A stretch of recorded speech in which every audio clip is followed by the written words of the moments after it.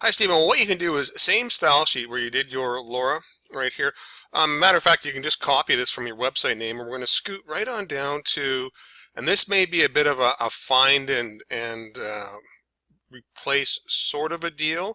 I'll tell you why. There's a general body font thing right down here. See the font family right here, line 248? You can basically just copy and paste that in there. Okay. Oops, nuts. All right. So from your website. Where do we have that? This Laura right here. So we're just going to copy this line right here, and we're going to scoot on down. Um, and there's the body right there, and that's going to change a lot of it. But as you can see, there's different styled areas in the site that use the font right here. So you could literally go through this and just search for anything that says font family, and then sort of paste that in place if you wanted to change it all over to one font type.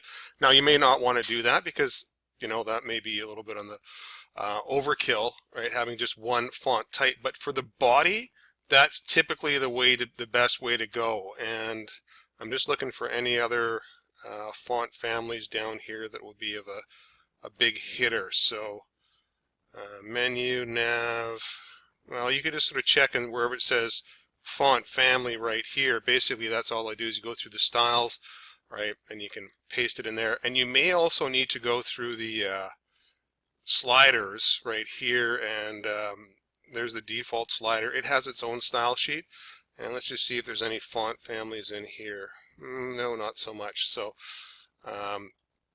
that may be at least the styles.css. That's going to cover the majority of everything in the site, but you may need to sort of go through and just sort of pick and choose.